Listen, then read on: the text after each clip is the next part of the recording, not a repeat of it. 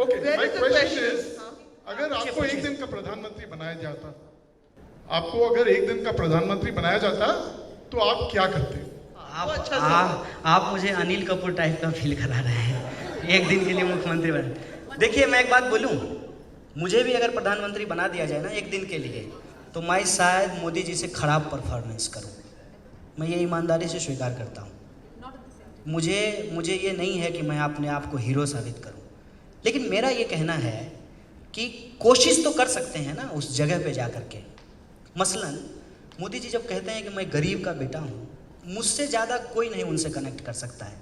मैं बहुत कनेक्ट करता हूँ, लेकिन मैं ये सोचता हूँ कि अगर आप गरीब का बेटा हैं तो आप इस देश के पब्लिक फंडेड एजुकेशन सिस्टम को बर्बाद क्यों कर रहे हैं? मेरा सिंपल एक सवाल है। तो आप पब्लिक फंडेड एजुकेशन को बचाइए ना जहाँ गरीब का बच्चा पढ़ता है। आप पब्लिक फंडेड अस्पताल को बचाइए ना जहाँ गरीबों का इलाज होता है। आप सब लोग अभी देखिए नया मोटर व्हीकल एक्ट आया है, इतना फाइन भर रहे हैं, दीजिए फाइन। आपको लगता है कि देश की सेवा के लिए फाइन दे रहे हैं, दीजिए, लेकिन ये सवाल भी तो पूछिए कि अच्छी सड़क क्यों नहीं बन रही है। ये सवाल भी तो हो। मुझे अगर मौका मिले इस देश में शासन प्रशासन को चलाने का, तो मैं बार बार कहता हूँ कॉन्स्टिट्यूशन सर मैं फिर रेफर कर रहा हूँ, जो स्टेट डायरेक्टिव्स है ना उसको आप पढ़िए। क्या कहता है? कहता है कि एजुकेशन पे ध्यान दीजिए, शिक्षा से देश महान होता है। शिक्षा को ठीक करने का प्रयास करेंगे, स्वास्थ्य सिस्टम को ठीक करने का प्रयास करेंगे, अपनी जो इकोनॉमी है उसको अपने ट्रेडिशन, अपनी हिस्ट्री, अपने कल्चर के हिसाब से डेवलप करके यहाँ के लोगों के लिए नए रोजगार का सृजन करने का प्रयास करेंगे। और देश कोई भी भाषण देने से और छाती नपवाने से देश महान होता है कि देश जो है देश के लोगों के विकास से और देश के लोगों की उन्नति से देश महान होता है। हम ये करने का प्रयास करेंगे। चलिए, one more question and oh, there's a lady there. Let's get her in. Yeah. Kanhaiya ji, हम आज आपको कन्हैया जी बोल रहे हैं, और हम भी ने आपको अभी बैठ के बोला था कि अगर हमारे नाम नहीं बताना चाहते थे। नहीं, हमने आपको बोला था कि अगर हमारे हाथ में गन होती उस दिन जब हम दिल्ली में थे और हमने ये सुना था आपकी आवाज़ में, हम आपको शूट कर देते। कोई नहीं, गोली हमने आपको बोला था, गांधी बनते हैं। पर आज I am proud of you and I want to ask you one question. आपकी माँ ने क्या खा के आपको जन्मा था? That's a difficult question. Please, sir. I'm very confused why you wanted to shoot him, but I'm not asking you that. That's a disturbing thing you said, but I don't want to go there, huh? But please, huh? Okay. But the desire to shoot people who are in any case have a lot of enemies is scary. But I can tell you, कई बार गांधी बनने के लिए गोली खानी पड़ती है। चलिए बोलिए, आप सवाल पूछिए। आप बहुत देर से सवाल सर मेक इट क्विक। नहीं, मेरा एक सवाल है। यस, आप गिरिराज से कैसे हारे? Because I wanted you to win, and unfortunately I saw the results and I was shocked. Because Giriraj was a reluctant opponent right from the beginning. He was never confident against you, and in spite of that, did you analyze?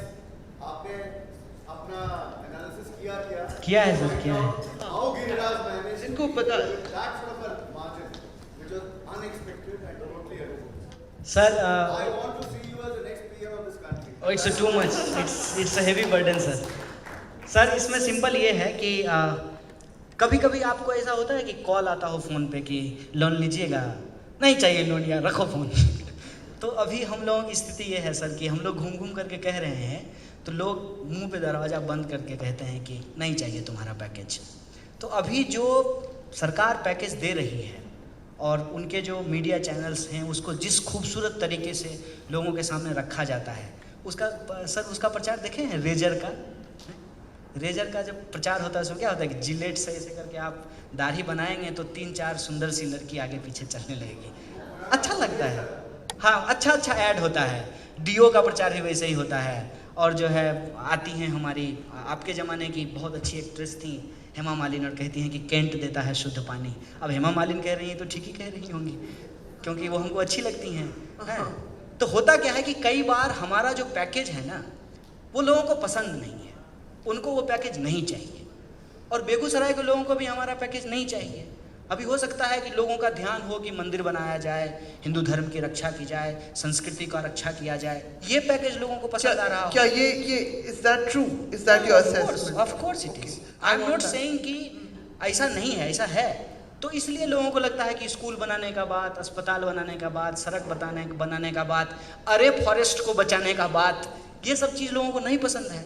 लेकिन मैं ये कहता हूँ कि अगर हमारी बात सत्य है, अगर किसी भी मनुष्य का जीवन रोटी, कपड़ा, मकान, शिक्षा, स्वास्थ्य, पर्यावरण और सेल्फ रिस्पेक्ट, सबको सेल्फ रिस्पेक्ट चाहिए, इससे बहुत देर तक बियॉन्ड नहीं जा सकता है।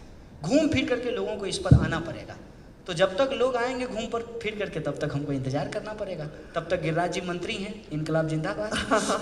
अच्छा Kanhaiya, I want everyone in the audience, I don't know आपका मूड बना है कि नहीं बना है, कि वो जो आवाज़ जिसके वजह से आप सब पहचानने लगे कन्हैया कुमार है क्या चीज़, वो आवाज़ जो आप जेल में जो गाना गाते थे, क्या आपका मूड है कि थोड़ा सा हमें सुना दे?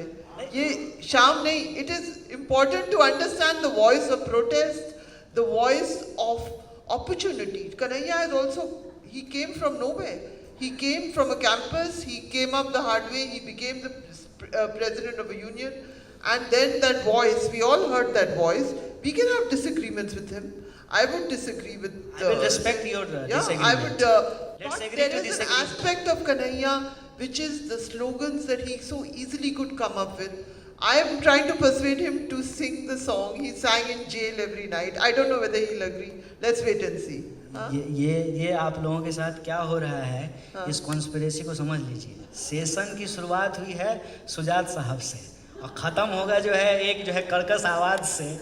तो ये this is like kind of bad dream. So I am not going to sing because I don't have confidence. We already sung good songs, beautiful songs. Protest वाला गाइए ना कन्हैया, प्रोटेस्ट की आवाज़ सुनाइए बस। ये प्रोटेस्ट नहीं है ना लोग। नहीं। अच्छा तो हर अंदाजा तो हो जाएगा। हर माहौल का एक मूड होता है। अच्छा, बस ठीक। मुझे एक कविता बहुत पसंद है। हाँ, वो सुनाइए। और जेल के बारे में थोड़ी सी बात करके मैं वो कविता सुना करके मैं अपनी बात खत्म कर दूंगा। जेल के बारे में कुछ कुछ अच्छी चीज़ भी, तमाम बुरी चीज़ों के अलावे कुछ कुछ अच्छी चीज़ों के बारे में भी लोगों को जानना चाहिए। सबसे अच्छी चीज़ क्या है कि जेल में जाकर के आपको छोटी छोटी चीज़ों का महत्व पता चलेगा, जैसे नेल कटर का। क्योंकि हर वो छोटी चीज़ जिससे किसी इंसान की हत्या की जा सकती हो, उसको वो प्रतिबंधित होता है, वो प्रोहिबिटेड होता है, वो आपको इजीली आप उसको एक्सेस नहीं कर सकते हैं। कैंची का, जिससे आप अपने नाक का बाल काटते हैं, ये छोटी छोटी चीज़। तो मुझे एक चीज़ पता चला कि अगर आप जेल नहीं जाते तो जीवन में ना छोटी छोटी चीज़ों का महत्व आप नहीं समझ पाते हैं। जैसे फ़ोन है आप सबके हाथ में, लेकिन आपको पता है हम लोग आज सबसे कम कम्युनिकेशन करते हैं उनसे जिनसे हम मोहब्बत करते हैं। परिवार से, दोस्त से कम कम्युनिकेशन करते हैं।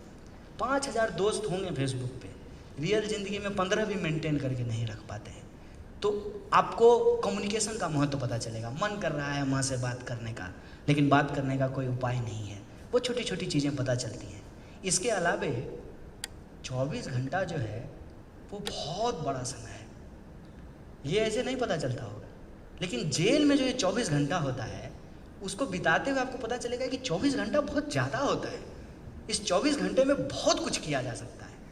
लेकिन जेल से बाहर जो सामान्य जीवन है उसमें ये नहीं पता चलता है।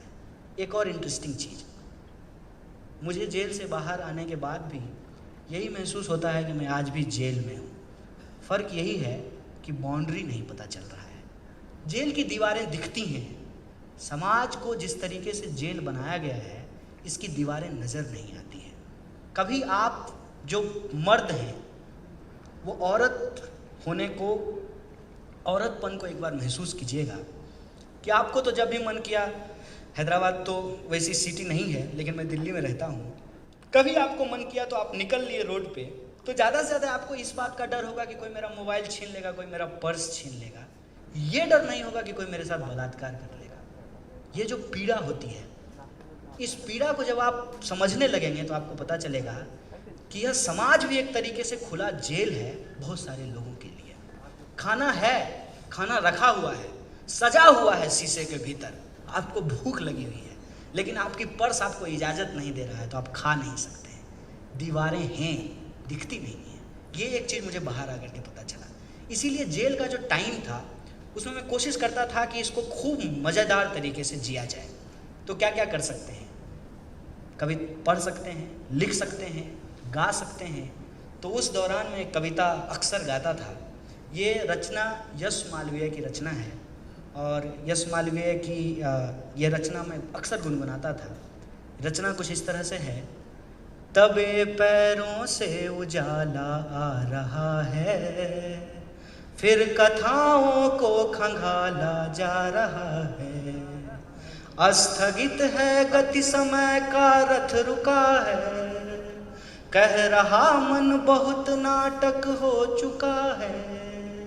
दृष्टि में है रोशनी की एक चलनी, और गाढ़ा धुआं चाला जा रहा है। जो नशे में धुत हैं उनकी कहें क्या, जो नशे में धुत हैं उनकी कहें क्या। होश वालों को संभाला जा रहा है। ये गाना मैं अक्सर गाता था। बहुत बहुत शुक्रिया, थैंक यू।